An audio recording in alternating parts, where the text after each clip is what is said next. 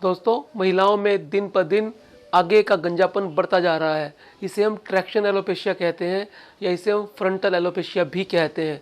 ये क्यों बढ़ रहा है, जानेंगे इसके कारण और इसका क्या हो सकता है इलाज। बने रहिए मेरे साथ इस वीडियो में।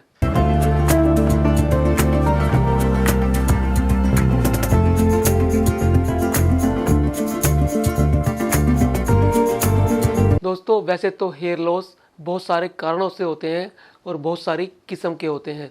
महिलाओं में हेयर लॉस के भी बहुत सारे कारण होते हैं, जैसे आनुवंशिक कारण, इसके अलावा हमारी आदतें, डाइटरी हैबिट्स, स्ट्रेस का लेवल, एनवायरनमेंट जिसमें हम रहते हैं, पोल्यूशन और बहुत सारे ऐसे प्रोडक्ट जिनका हम अपने बालों में इस्तेमाल करते हैं, ये सारे हेयर लॉस के कारण बन सकते हैं। लेकिन आज के वीडियो में हम बात करेंगे ट्रैक्शन एलोपेशिया की, फ्रंटल एलोपेशिया की, सिर में आगे से गंजापन की महिलाओं में। दोस्तों, ये कंडीशंस महिलाओं में आजकल बहुत ज़्यादा बढ़ती जा रही है। इसका सबसे पहला कारण है हमारा खान पान और रहन सहन।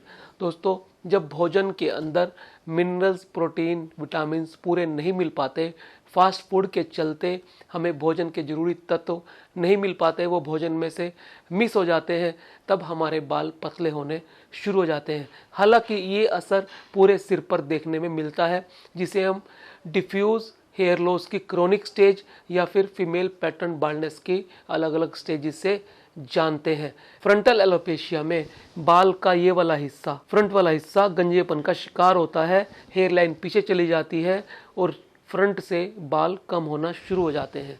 इसका एक कारण तो जीन्स है, एक कारण हमारा रहन सहन, खान पान है और सबसे बड़ा कारण है ट्रैक्शन। जब हम बालों को खींचते हैं, उसके अंदर अलग अलग एसेसरीज यूज़ करते हैं, क्लिप्स यूज़ करते हैं, रबड़ बैंड यूज़ करते हैं, बालों को बांधने के लिए अलग अलग चीज़ों का इस्तेमाल करते हैं, तो हमारे बाल ट्रैक्शन की स्टेज में चले जाते हैं, उनमें खींच पड़ती है और खींच पड़ने की वजह से महिलाओं में फ्रंट का एलोपेशिया, गंजापन आना शुरू हो जाता है।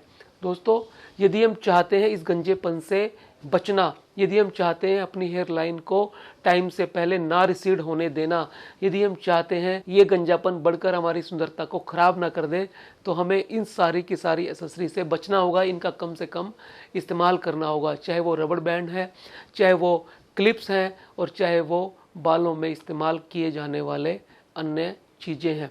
इसके साथ साथ जो महिलाएं ज़्यादा स्ट्रेटनिंग, रिबॉन्डिंग, कलरिंग और इस तरह की चीज़ों पे ज़्यादा ध्यान देती हैं, ज़्यादा करवाती हैं, उनको भी इससे बचना चाहिए। उनसे भी बाल पतले होते हैं। बार बार ज़्यादा केमिकल का, ज़्यादा मैकेनिकल इंस्ट्रूमेंट्स का इस्तेमाल बालों को पतला कर सकता है और फीमेल पैटर्न बाल्डनेस की स्टेज तक ले जा सकता है। यदि किसी को ये शुरुआत हुई है तो वो बच सकता है इन चीज़ों के इस्तेमाल ना करने से।